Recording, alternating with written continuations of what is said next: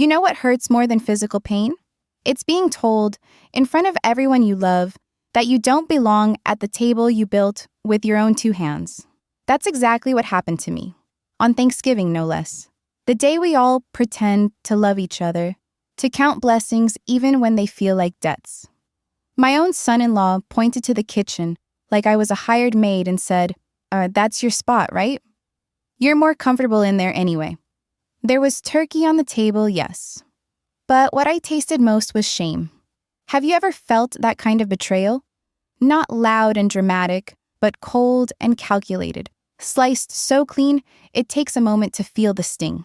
If you know what I mean, take a second to like this video, subscribe to the channel, and share your own time and city in the comments. I want to know where your story begins too. Now, let's listen to my story journey. We always hosted Thanksgiving at our place. For 23 years, this house was a sanctuary, not just for me and my daughter, but for cousins, in-laws, and all the floating family members who needed a place to land. I was proud of that. Proud of the long wooden dining table I refinished myself. Proud of the dent in the living room wall where my grandson once flung a plastic truck too hard. Every crack in the floor had a memory. This year, I had to knock on the front door. That should have told me everything. Carl opened it. My son-in-law, impeccably dressed in his camel blazer and smugness. He didn't even pretend to be surprised to see me. "Oh," he said, "you're early." I wasn't. I was exactly on time. "I thought I'd help set the table," I offered with a tired smile, holding up the pumpkin pie I'd baked from scratch. He didn't take it. "We've got it covered. Just head into the kitchen. We'll call you when we're ready." At first, I thought he meant to join the others later. Maybe he needed space. Maybe the turkey was late. Maybe... But then I stepped into the kitchen, and there it was. A single plate already set on the counter by the sink. Fork, knife, cloth napkin folded without care. Not even a chair pulled up. That was my seat. He meant for me to eat there, alone. I stood still, the pie suddenly heavy in my arms. I remember the way the refrigerator hummed behind me, louder than anything else in the house. I could hear laughter from the dining room. My daughter's voice floated in. She didn't call out to me. I walked to the kitchen sink and set the pie down. Carefully, deliberately. Then I walked to the dining room, trying not to let my knees betray me. Maybe I was wrong. Maybe this was all just a big misunderstanding. "Mom," my daughter said, barely looking up. "Carl said you wanted to eat in the kitchen." She smiled. A quick, forced thing that didn't reach her eyes. Everyone turned to look at me. Carl's family mostly. His mother, who always smelled like expensive hand cream and carried herself like royalty, smirked over her wine glass. "Well," she said, "I always eat in the kitchen when I visit my boys. It's easier. Less fuss." That was supposed to make it better? No one said anything else, not even my grandson. I backed out of that room, the humiliation crawling up my throat like bile. My daughter didn't follow me. No one did. I sat in the kitchen, across from the dishwasher, and I ate a plate of food I didn't remember tasting. Turkey, mashed potatoes, cranberry sauce, all of it cold by the time I touched it. Not from temperature, but from something else. Something in me that had gone cold the moment I realized I wasn't part of the family anymore. I wasn't angry then. Not yet. That came later. In that moment, I was just numb. You'd think after 67 years of life, raising a daughter on your own after your husband died too young, after working 2 jobs to keep a roof over your family's head, after giving everything you had and more, you'd earn a seat at the table. But sometimes, love is not enough. Sometimes, sacrifice gets rewritten as inconvenience. And sometimes, the people you'd die for will look you in the eye and tell you, without saying a word, that you no longer matter. That night, after everyone left and the house was quiet, I stood at the dining room table, wiping down the wood I had once stained myself. I ran my hand along the edge, remembered how my daughter used to sit right there, second seat to the left, doing her homework while I cooked dinner. Carl walked in. He didn't look at me, just grabbed a beer from the fridge. "Thanks for not making a scene," he muttered, as if I should be proud of that. I nodded once and said nothing. But inside me, something clicked, a quiet sound, like a lock turning. And once it clicked, I knew I was done being silent. The house I was humiliated in wasn't just an any house, it was mine. At least, it used to be. When my husband, Thomas, passed away 21 years ago, he left behind a mortgage, a tired garden, and a promise he made me swear I'd keep. Never let them sell the house. It was our anchor, the place we built a life in. Not just walls and rooms, but laughter, grief, birthdays, broken arms, graduation banners, Sunday stew, and late-night mother-daughter talks in the hallway. It was the one constant in a life filled with unpredictable storms. And when cancer came for me 3 years ago, hard and fast, I thought I was dying. I was frail, coughing blood, and riddled with medical debt. My daughter, Megan, came to visit every weekend then. She brought soup, she washed my sheets, she held my hand and told me, "Don't worry, Mom. Carl and I will take care of everything." Everything meant the bills, the appointments, the future, and the house. I remember the day I signed it over to her name. We sat at the dining table. I could still barely walk from the second round of chemo.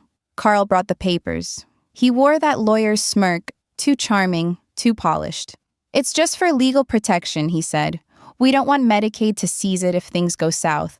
This way, the house stays in the family." I was too weak to argue, too desperate to keep the house safe. I remember how his pen tapped impatiently on the folder, how Megan avoided my eyes. I signed. I even thanked them. It was the biggest mistake of my life. I got better, of course, miraculously. By spring the following year, the cancer had retreated like a thief caught in the act. The doctors called it aggressive remission. I called it a second chance. But by then, something had shifted. Megan didn't call as often. Carl started speaking for both of them. I'd get short messages from her. Things like, "Busy this week. Love you, Mom." Or Carl said he's handling your taxes. At first, I assumed they were just adjusting to my recovery, letting me find my independence again. But it became clear over time that my role in their lives had quietly expired. I was no longer the center. I wasn't even the support beam. When I asked if I could move back into the house after selling my small condo, Carl was the one who answered. "Well," he said, rubbing the back of his neck, "we don't really have space, but I suppose you could take the downstairs. The laundry room connects to it, and we could put a cot in there." A cot, not a guest room, not even a bed, a cot. Megan was silent beside him, eyes on her phone. She didn't fight for me. She didn't offer more. She didn't even flinch. That's when I knew I was being absorbed, not welcomed. Quietly tucked into a corner of a house that bore my name for 20 years. A house that echoed with my memories but now stood coated in their modern furniture and Carl's spotless rules. I moved in anyway. Because, God help me, I thought maybe this was temporary. Maybe Megan was just overwhelmed. Maybe Carl wasn't that bad. Maybe I could win back space, love, and a voice. I should have known better. But when you're a mother, your heart makes excuses long after your brain has given up. The basement was cold, no windows. They cleared out some of their gym equipment and threw in an old twin mattress from the attic. Carl told me not to clutter the shared laundry area. I never did. I stayed quiet. I folded towels like I used to fold dreams. Carefully, neatly, hoping they'd hold something soft inside. I cleaned up after them, made my famous lentil stew when Megan was stressed. Darned Carl's socks without him asking. I was trying to earn space in a life I'd already paid for with decades of sacrifice. But Carl made sure I never forgot where I stood. He'd say things like, "Oh, don't worry about the thermostat. We'll keep it comfortable upstairs." Or, "Don't cook your curry stuff when we've got guests, okay? Smell sticks." I became a shadow in my own home. Still, I didn't complain. Because sometimes love teaches you to endure more than you should. Sometimes motherhood is a trapdoor disguised as a safe haven. Then one afternoon, I overheard them talking. I was in the laundry room, quietly folding Megan's favorite lavender bed sheets. I hadn't meant to eavesdrop, but voices travel in thin-walled houses. "She's getting slower," Carl said. "I saw her shuffling around with the vacuum like she's 100. Megan laughed. She's still better than a nurse. Besides, you know Mom won't agree to a home. She won't have a choice, Carl snapped. Not forever. I stood there, hands trembling on a pillowcase, my heart sinking with each word. My daughter didn't defend me, not once. She just said, well, give it time. Time for what? Time for me to die? Time for me to finally be inconvenient enough to discard? That's when it hit me. This wasn't just passive cruelty. It was planned. Quietly. Over years. Like boiling a frog 1 degree at a time. And that's when the fire started to come back. Not rage, not yet, but clarity. They thought I was helpless. They thought I had nothing left. But Carl had underestimated something. He may have the deed. But I had history.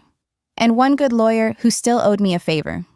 Carl was always the kind of man who smiled too wide and said too little with too many words. A real estate attorney by profession, his charm wasn't warmth, it was control. When Megan brought him home for the first time, he wore a pressed shirt and a Rolex that he made sure peeked from under his cuff. I remember how he complimented my meatloaf, then subtly mentioned a Michelin restaurant he dined at just last week. I thought he was harmless. A little arrogant, sure. But what young man isn't? I see now how wrong I was. Carl didn't marry Megan for love. He married her because she was brilliant, naive, and easy to mold. He found his mirror in her, someone who could be persuaded to hand over power without realizing it had been taken. After they married, things changed gradually. Megan stopped calling for advice. She stopped inviting me over for birthdays, then holidays, then weekends. At first, I assumed it was work. Carl always said Megan had too much on her plate when I asked about her. Said he was helping her stay focused. Said he handled her finances now because she didn't need the stress. I didn't question it. I wanted to believe she was happy. But control doesn't always look like chains. Sometimes it's a locked door painted the same color as the walls. Carl started pushing me further and further out of the picture. When I got sick, he used it as an opportunity. His visits were framed as care, but they were inspections. He looked around my small condo like it was a liability. When he brought the paperwork to sign over the house, he even brought coffee. Decaf, of course, because he'd read somewhere that caffeine wasn't good for someone undergoing chemo. He didn't say, I care about you. He said, this is practical. And practical to Carl always meant profitable for him. After I moved into the basement, I noticed things. How he made all the decisions, from the brand of dishwasher to the family investments. How Megan's voice faded in conversations, especially when it came to money or future plans. She wasn't a partner. She was an ornament, something he polished in public, then placed quietly back on the shelf. He hated losing control. That much was clear the day I left a grocery receipt on the kitchen counter. He came down that night, holding the crumpled paper between 2 fingers like it was garbage. You don't need to shop anymore, he said. We have everything covered. I was just trying to help, I replied. I noticed we were out of... That's not your concern, he snapped. Megan stood behind him. Silent again. I looked at her, waiting, hoping, pleading, even if I didn't show it on my face. But she didn't speak. Her eyes fell to the floor. Carl walked out without another word. And still, I stayed. Why? Because mothers wait. We hope. We think if we just hold on a little longer, maybe our children will remember who we were before they were taught to forget. But that night, when I overheard them talking about sending me to a care home, something snapped. I sat up for hours in the cold of my basement room, wrapped in a blanket that still smelled like Megan when she was little. I stared at the ceiling, listening to the silence of a house that no longer loved me. And I made a decision. The next morning, I called Harold. Harold Rains, my late husband's best friend, and a semi-retired attorney who still owed me for helping him through his own grief after his wife passed. He had helped us with the original purchase of the house, knew every brick of it, knew every clause in the contracts, knew me. He answered on the second ring. "Eliza?" he said, his voice warm with surprise. "It's been too long." "It has," I replied, swallowing the tightness in my throat. "I need to ask you about something. About the house." He didn't hesitate. "Come in tomorrow morning. Bring whatever you have." So I did. I brought the old copies of the deed, the transfer papers Carl had brought that day when I was sick, the notarized documents that bore my signature, and a few old letters from Thomas, ones that, unbeknownst to me, held more than memories. Harold combed through them for over an hour. His office smelled of pine and old paper. He muttered to himself, flipping pages, tracing lines with his finger. Then he leaned back in his chair, narrowed his eyes, and said the words I'd been afraid to hope for. "They made a mistake." "What kind of mistake?" I asked, heart racing. He held up one document, the original title transfer, the one Carl had filled out and filed on my behalf. "This form doesn't override the living trust you and Thomas set up before he passed," Harold explained. "The trust stipulates that the house is to remain under your living authority until death or voluntary forfeiture, both of which must be declared and witnessed." I blinked. "But I signed it over." "You signed a quitclaim deed." He nodded. "Which Carl drafted, I'm guessing? That transfers your name? Yes. But unless they officially dissolve the trust, which they didn't, it's still legally yours to control. The trust supersedes." My mouth went dry. "So, what does that mean?" "It means, Eliza," he said, slowly smiling, "you still own the house. And if you want Carl out of it, you have every legal right to make that happen." The silence that followed was heavy. Not with doubt, with power. For the first time in years, I exhaled and felt something other than sadness fill my lungs. Carl had taken my kindness for weakness. Now, he was about to learn the cost. I didn't rush home like some action hero with papers waving in the wind. No, I took my time. I stopped at the bakery on Main and bought myself a cherry Danish, the kind I used to get with Megan when she was 6 and we couldn't afford anything else. I sat by the window, let the sun warm my face, and for the first time in years, I let myself imagine a life that wasn't shrinking. Back at the house, I entered quietly through the basement door. No dramatic slams, no glares, just silence. I placed the folder Harold had given me inside the old cedar chest at the foot of my bed. The one that held Thomas's letters, my wedding veil, and now, the one thing that reminded me I was not powerless. That week passed like any other. I made myself invisible, the way Carl preferred. He had guests over Thursday night, his boss, and a few colleagues. Megan dressed in a navy sheath dress and pearls, her smile mechanical, practiced. I offered to help set the table. Carl didn't even look up from his wine. "Just stay in the kitchen. We've got this." Megan flinched. It was small, barely perceptible, but I caught it. He liked control, but more than that, he liked spectators. That's why he never yelled, never cursed. His cruelty was cold and layered in politeness. Passive humiliation was his specialty. I stayed in the kitchen that evening just as asked, not out of obedience, but preparation. I watched the way he directed the evening, how every joke he made came with a cost, how Megan laughed a beat too late, how one of the guests, a young woman with gold hoop earrings, looked at me with something like pity when she realized I wasn't staff. The power dynamics were familiar. I'd grown up watching women like Megan shrink in rooms like this, slowly replaced by versions of themselves that men found easier to manage. Carl was charming, yes, but underneath that charm was a carefully managed cage, and my daughter lived in it. Later that night, I found a laundry basket on the stairs, full of clothes that weren't mine. I picked them up, carried them down to the basement, and folded each piece like it was mine. Neat, careful, hand steady. Then I placed the deed folder on top. That was the night I knew I wasn't going to ask Megan to stand up for me. I wasn't going to wait for her to remember who I was. I wasn't even going to argue, because this wasn't about her anymore. This was about me, and I was done being erased. The next morning, I began making calls. Harold connected me with a notary. We drafted the notice of eviction.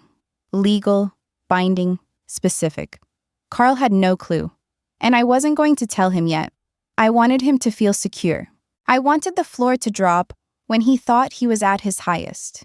Because some lessons can't be whispered. They need to be thunder. In the days that followed, I watched him closely. How he kissed Megan on the cheek with robotic tenderness. How he barked orders at the contractor fixing the patio without ever looking up from his phone. How he scoffed at news stories about elder abuse while sipping bourbon from crystal glasses. I heard him laugh at a commercial once. A woman my age being taught how to use a smartphone. He leaned toward Megan and said, "That'll be your mom in 10 years, if she's still around." She didn't laugh. That time, she left the room. It gave me hope. A flicker. That maybe, somewhere under the tired eyes and careful makeup, my daughter still existed. But hope wasn't enough anymore. Carl had made a mistake. He thought I had nothing. He didn't know I'd paid for that house with more than money. I'd paid for it with years of broken dreams, bruised hands, and nights crying in the pantry so Megan wouldn't hear. I'd paid with silence and loyalty, and now I was collecting. I planned it for a Sunday, family dinner.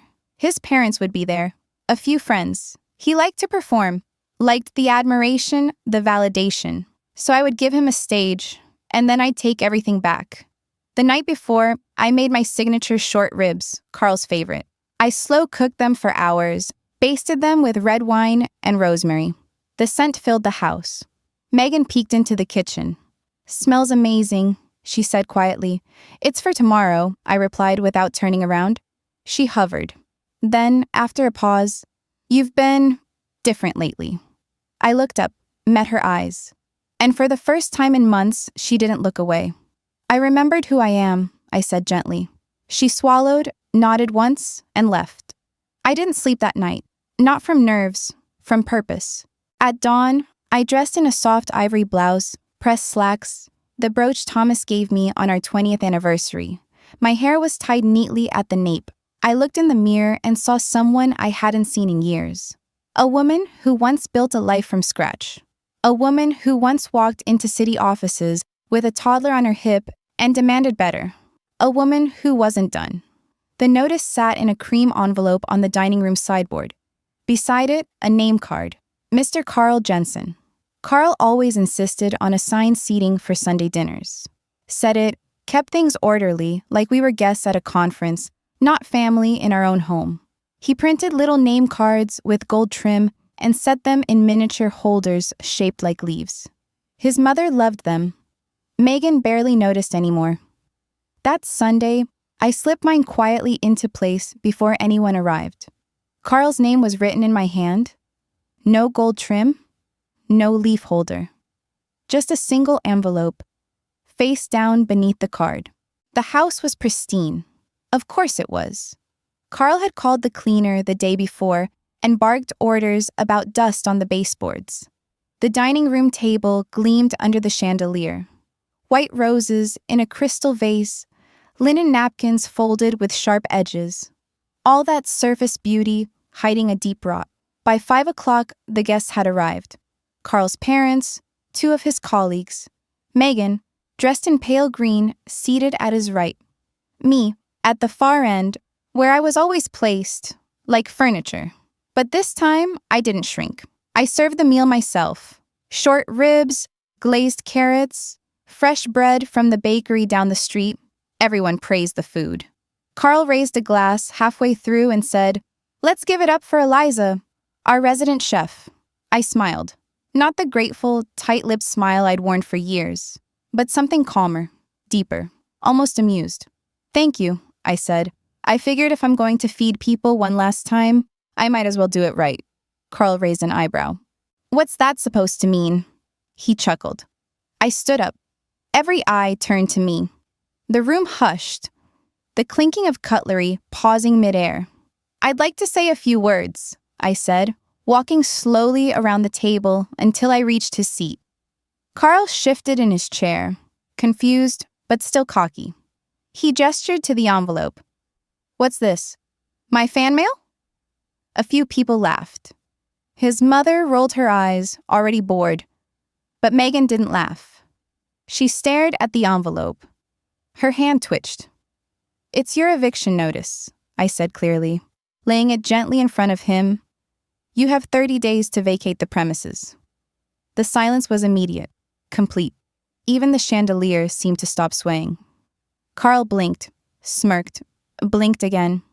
"I'm sorry," he said slowly, like I was speaking in riddles. "Did you hit your head?" "No, but you're about to," I said, my voice steady. "On the reality you've been pretending doesn't exist." He scoffed, picked up the envelope, tore it open. As he scanned the contents, his smirk faded, replaced by a flicker of disbelief, then anger. "This is ridiculous," he said, voice rising. "You can't evict me from my own house?" I looked straight at him. "It's not your house." He turned to Megan, holding the paper like evidence from a crime. "Tell her, Megan, this is her being dramatic. You said the deed was clean." Megan didn't speak. Carl stood, voice sharpening. "You don't own anything, Eliza. You signed the house over. We have the documents." "You have a quitclaim deed," I corrected. "But the original trust was never dissolved. Legally, I still control this property. Every inch of it, including the wine fridge you keep stocked with labels you can't pronounce." There was a pause. Carl looked at Megan again. "Megan," he said, now pleading, "say something." She stared at the table. Her hands were shaking. "She's right," she whispered. He froze. "What?" "She's right," she repeated, louder now.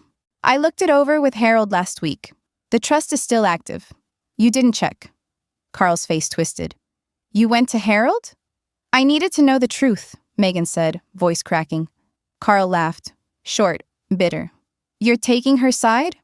"I'm taking the side of someone who loved this family, who built it," she shot back, her voice rising for the first time in years. "Not someone who dismantled it for control." He opened his mouth to respond, but I was already walking back to my seat. "You have 30 days, I said. I suggest you start packing." Carl's chair screeched as he pushed back, face red with fury. His parents looked stunned, embarrassed. His mother muttered something about needing air. "You can't do this," he spat. "I just did," I replied. He looked around, waiting for someone to back him. No one spoke. Even his colleagues lowered their eyes. Power is a strange thing. It's loud until it isn't. It demands attention until silence crushes it. And in that moment, silence won. Carl stormed out of the dining room. I heard the front door slam moments later. No one followed him. Megan stared at her plate. I walked over to her, laid a hand on her shoulder, and said softly, "He may have taken your voice, but it's still there. You can find it again."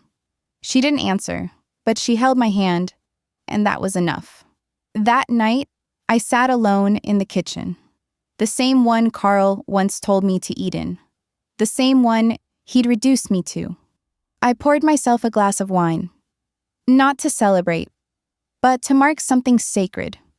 The moment I remembered I belonged. Not just in that house, but in my own story. The next morning, the house was quiet. Too quiet. It was the kind of silence that lingers after a storm. The air still charged, but the damage yet to be surveyed. I padded upstairs in my slippers, the hardwood floors cool beneath my feet. Sunlight poured through the wide kitchen windows, illuminating the wine glasses still scattered from last night's dinner. No one had touched a thing. Carl didn't come home. Megan's door was closed. I brewed a pot of coffee the old-fashioned way. No pod machines, just grounds and patience. As the aroma filled the kitchen, I sat at the table, tracing my finger along the edge. The same table he once told me I wasn't worthy of. I had reclaimed it, but this wasn't over. Harold had warned me Carl would retaliate. He might file a challenge, he might delay, he might threaten. But legally, he had no ground to stand on. The trust was airtight. The quitclaim deed was only valid under the assumption the trust had been terminated. It hadn't. My name still ruled this house. Still, power, real power, isn't always about legality. It's about perception. Carl had built his image on being in control, the kind of man who always had an answer, and now that image was cracked. Later that afternoon, Megan came downstairs. Her eyes were puffy, but she didn't try to hide it. She sat across from me without saying a word, just placed a small folder on the table. "I found this in his desk," she said, her voice low. I opened it slowly. It was a ledger. Numbers, deposits, transactions, all marked with notes in Carl's sharp handwriting. Hidden investments, unauthorized withdrawals, some in Megan's name, most not. She didn't speak while I read. When I looked up, she said, "He's been moving money around. From our joint accounts, from yours too." I clenched my jaw. "Did you know?" She shook her head, tears slipping down her cheek. "Not until last night. I went looking after everyone left. I had to know." I nodded slowly. Harold had already suspected financial misconduct. This just confirmed it. "This can go to court," I said carefully. "He could be prosecuted." Megan flinched. "I know, but You still love him." She looked away. "I don't know what I feel," she admitted. "Shame mostly, for letting it get this far. For letting him..." I reached across the table and took her hand. "No one lets themselves be controlled," I said gently. "It happens in pieces, small compromises, quiet surrenders, until one day you realize you've given everything and don't know when it started." She broke then. Not loudly, not with sobs, just a soft, gasping cry, like she'd been holding her breath for years and finally exhaled. I let her cry. I didn't try to fix it. I just held her hand. And when she was ready, we made a plan. She agreed to meet Harold, to go over everything, every financial trail, every paper she'd signed, blindly under Carl's direction.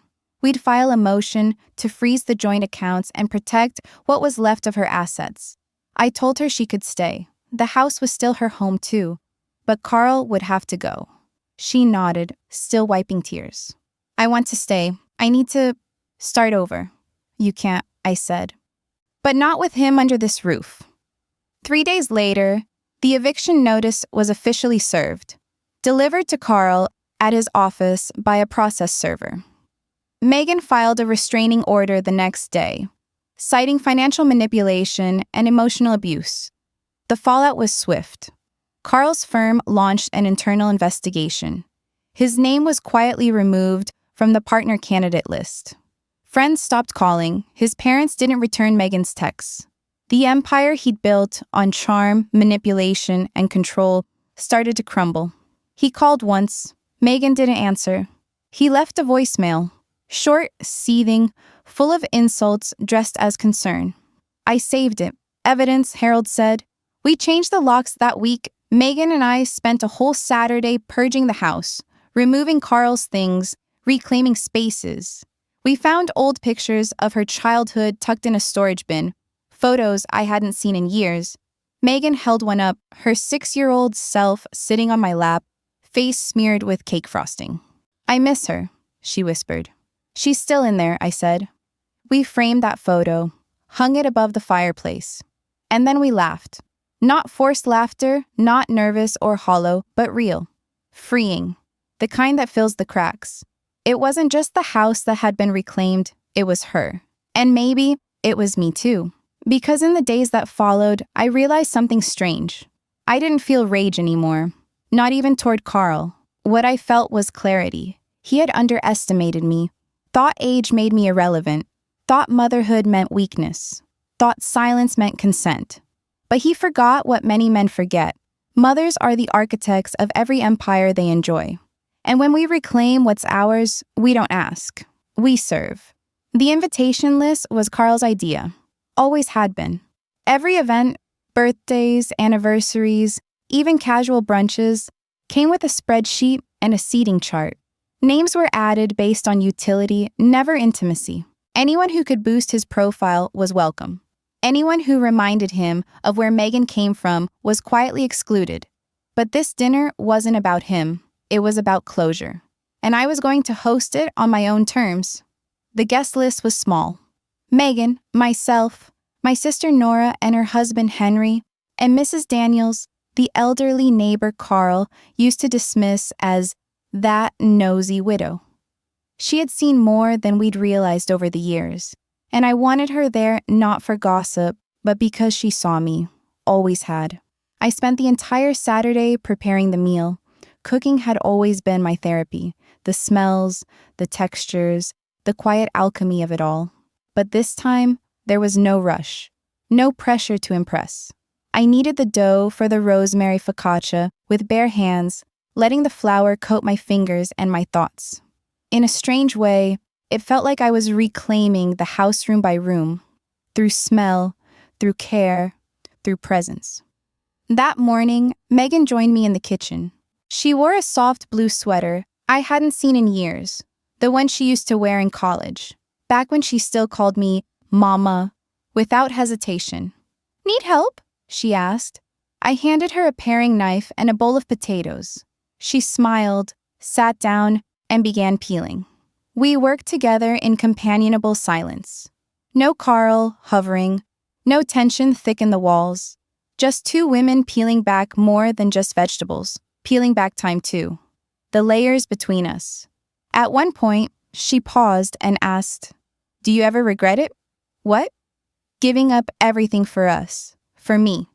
I looked at her, at the way her eyes still held that trace of the little girl who used to sleep with one arm around her teddy bear and one around my neck. "No," I said softly, "but I regret not teaching you how to say no, how to take up space." She looked down. "I think I forgot how," she admitted. I reached over, touched her hand. "Then let's relearn together." The doorbell rang at 6. I greeted each guest with a warmth I hadn't felt in years. Nora hugged me tight, whispering, "About time you stopped letting that man run your house." Henry, ever the jokester, brought wine and said, "You finally kicking us out too? Or just Carl?" Laughter filled the entryway, the kind that heals instead of hides. We sat at the very table I'd once been told I didn't belong at. This time, I sat at the head. The food was simple, honest. Roasted chicken with thyme and lemon, mashed potatoes with cream, steamed asparagus, focaccia warm from the oven. And for dessert, the same pumpkin pie I had once placed on the counter in humiliation, now back on the table in triumph. As we ate, the conversation meandered from family stories to old recipes to tales of childhood mischief.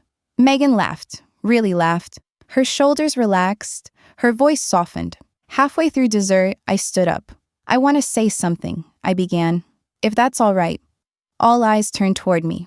I've spent years being quiet in my own home. Years thinking love meant tolerating disrespect. That sacrifice required silence. That motherhood was about enduring. I paused, took a breath. But that isn't love. That's erasure. And it stops now. Megan blinked, but didn't look away. "I've taken my home back," I continued. "But more than that, I've taken myself back. And I want to say thank you. To the people who never made me feel small. To the ones who saw me when I was being pushed out of sight." Nora's eyes shimmered. Henry nodded solemnly. Mrs. Daniels smiled. "And Megan," I turned to her. "I know it's not easy to rebuild, but I see you trying, and I'm proud of you." Tears welled in her eyes. "I'm sorry, Mom," she whispered. I walked around the table, leaned down, and kissed the top of her head. "I forgive you." Forgiveness didn't mean forgetting. It didn't mean pretending the past never happened. It meant choosing to build something better, moving forward, together. After the guests left, Megan and I lingered in the kitchen. She helped me wash dishes, just like she used to when she was 12 and wanted to stay up past bedtime. We didn't speak much, just let the warm water and soft clinking of plates carry our thoughts. Then she dried her hands and said, "I want to co-own the house again." I turned to her. She swallowed. "Not to take it from you, to honor it. I want my name there, with yours. Not because I earned it, but because I'm willing to start over." I stared at her for a long moment, then nodded. "Let's talk to Harold." That night, I stood on the porch with a cup of tea. The same porch Carl once said looked too dated for his aesthetic. The wind was gentle, the stars were out, And for the first time in decades, I felt at home. Not because of a roof, but because of what I'd reclaimed. It was the Monday after that dinner when I got the message. A plain white envelope slid under the front door. No postage, no return address, just my name in rushed handwriting. Inside was a typed letter, unsigned, but I knew who it was from before I'd read the second line. Carl. The tone was venom wearing a velvet glove. He started with, "I hope you're well," then immediately accused me of manipulation, of deception, of turning Megan against her own future. He wrote that I was bitter, vindictive, that I'd ruined a good man, that this house, my house, was never mine to begin with. I read it once, slowly. Then I folded it, slid it back into the envelope, and tucked it into the bottom drawer of the hall cabinet, behind old warranties and half-spent candles. I didn't need to respond. People like Carl expect you to flinch. When you don't, they unravel on their own. I didn't see him again after that, but his shadow lingered in bills that needed redirection, in passwords we had to reset, in bruises left on our routines. Megan spent days combing through paperwork, shutting down accounts he'd opened under both their names. We hired an accountant to track everything. Turns out Carl had dipped into more than just savings. He'd been funding a secret business venture, one that had quietly failed over a year ago. He'd been hiding it ever since. Gambling money, loans in Megan's name, a second credit card registered to an address in another city. Megan went pale when she saw the charges. Expensive dinners, jewelry, travel. Was he cheating? She asked one evening, her voice small. I don't know, I answered honestly. But even if he wasn't, he was stealing from your life. The truth was, it didn't matter whether there was another woman. He'd already betrayed her in every way that counted. One afternoon, as we worked through a spreadsheet of bank statements, Megan pushed her chair back and rubbed her temples. He made me feel like I couldn't breathe, she said. But I thought that was just marriage. I thought I was being dramatic. You weren't, I said gently. You were being erased. She looked at me. How did you survive all those years after Dad died? Raising me alone, working, being everything. I smiled, but it wasn't prideful. Because I had no choice, I said, and because I believed you deserved better. I'm sorry I forgot that. I reached out, took her hand. You didn't forget. You just got lost. Happens to the best of us. It was that same week Megan decided to return to work, something Carl had discouraged for years, saying it would distract her from family life. She pulled her old resume out of a folder, updated it, and sent it off to 3 local firms. 2 called her within days. And just like that, she began stepping into a world that hadn't heard her voice in far too long. I could see her transforming, slowly but unmistakably. Her posture changed. She laughed more. She stopped apologizing for everything. She started asking questions again. Real questions like, what do I want to do next? And what have I missed while I was gone? We filled the house with new habits. Evenings with books instead of news. Sunday morning walks together. Dinners where silence no longer sat between us like a guest we were afraid to confront. And then there was the afternoon we painted the front room together. Carl had once insisted on beige, called it neutral and professional. Megan chose sage green. We spent hours pulling old art from the attic, finding pieces she'd forgotten she'd painted in college. By the end of the day, the room was different. Not because of color, but because of reclamation. Because it was hers again. Ours. When the 30 days of Carl's eviction passed, we received confirmation through Harold that he had formally withdrawn all claims to the property. He didn't contest the trust. He didn't sue. He just vanished. Like smoke when a window finally opens.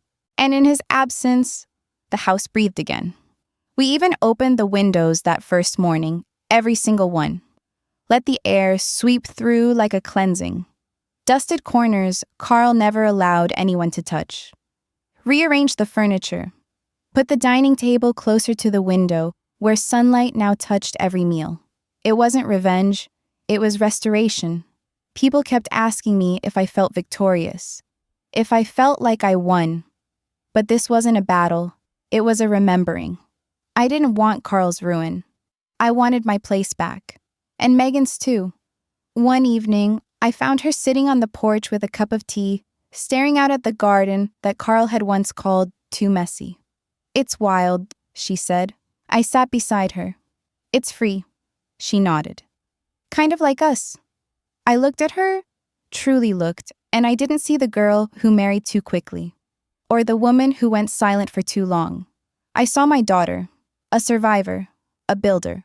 And for the first time in years, I believed she would be okay. We both would. Carl's final act came not with a bang, but a folded piece of legal mail. 2 weeks after he vacated the property, Megan received a notice, an intent to seek mediation, filed by one of Carl's junior associates from the firm that hadn't yet disowned him. He wanted a financial settlement, claimed he'd invested years into the property, the marriage, the family unit, wanted compensation for his lost equity. Megan read the letter, quietly, in the kitchen while I made lunch. She didn't slam the table, didn't cry.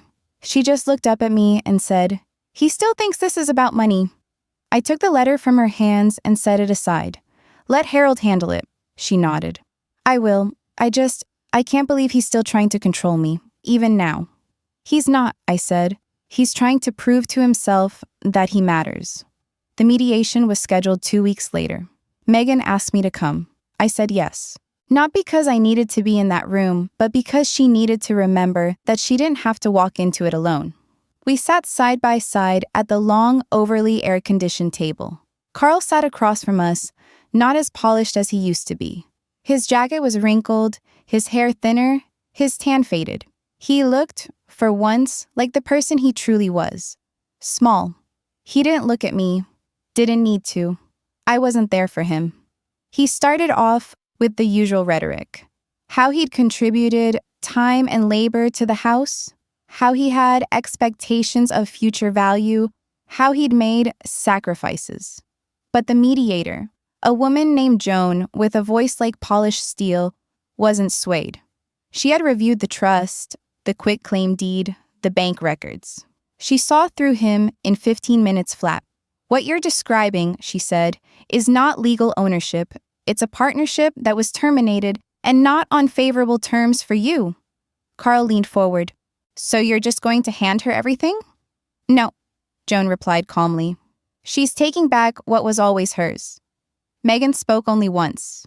"I'm not paying him," she said. "Not a cent. And if he keeps filing motions, I'll press charges for financial fraud. We have the records." Carl's mouth twitched. "This used to be about love," he muttered. Megan didn't blink. "Then you shouldn't have made it about control." The mediation ended quietly. Carl left with nothing.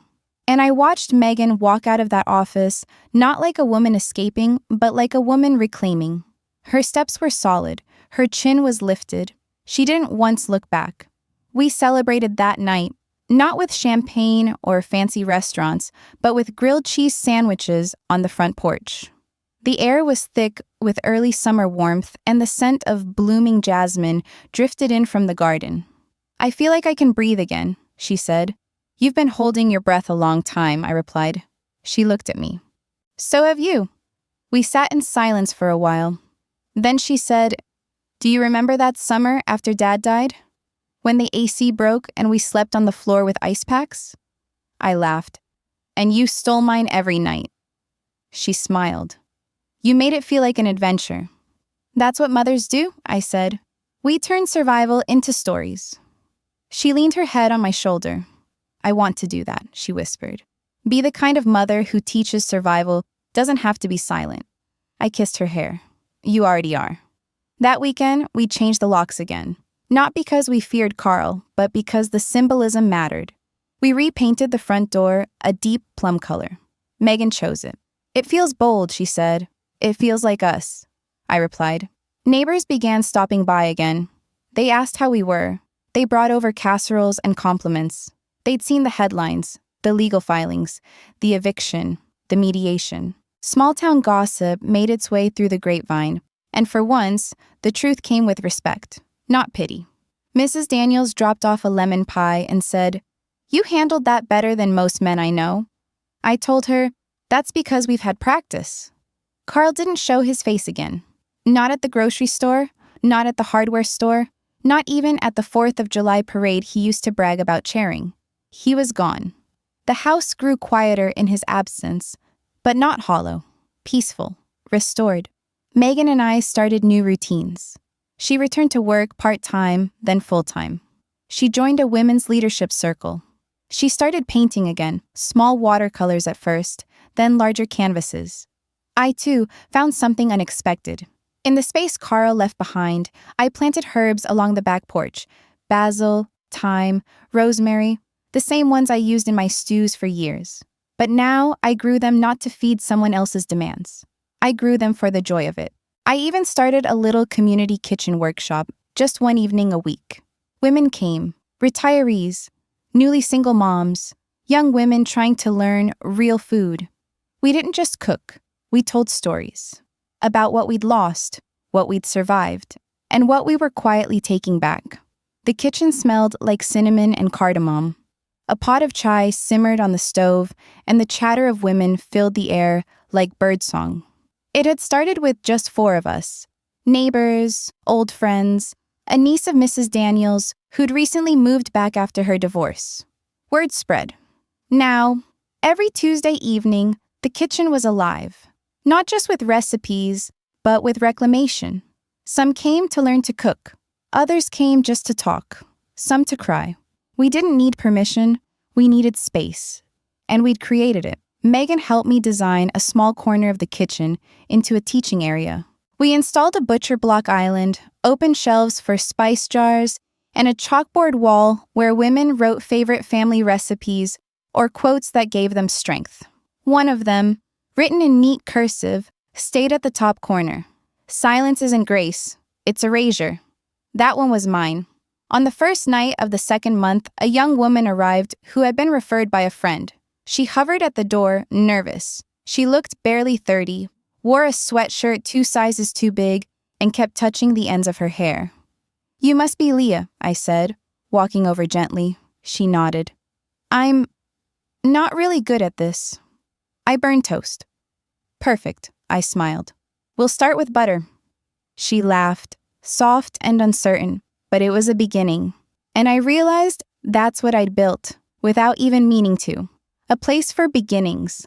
A place where no one was told to eat in the kitchen unless it was because they wanted to sit at the counter and dip bread straight into the stew pot.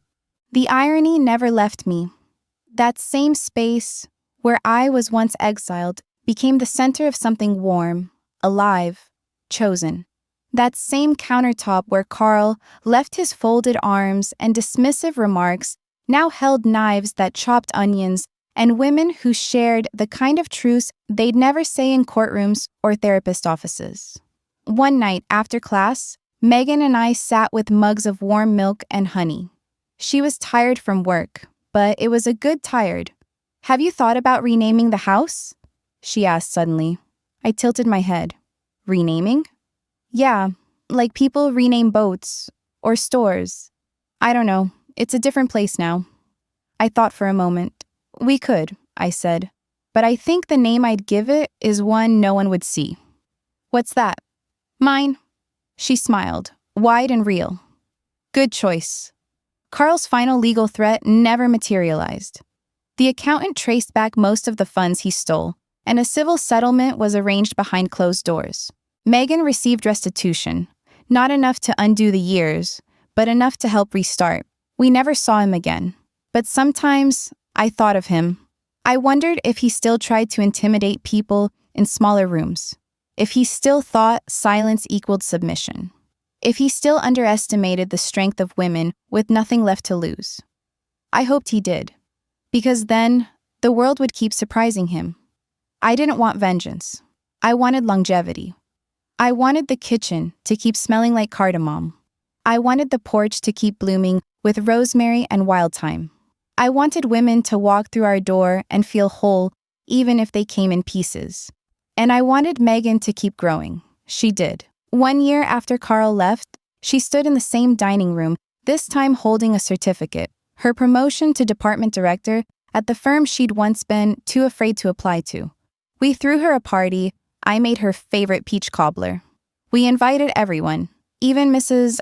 Daniels brought homemade sangria. When Megan stood to thank everyone, she looked straight at me. "Everything I have now," she said, "exists because one woman remembered who she was.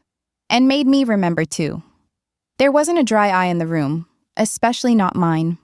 That night, as I closed the curtains and turned out the lights, I stood for a moment in the dark, my hand on the frame of the kitchen doorway. Once I was told to eat in here, to stay out of sight, to make myself small.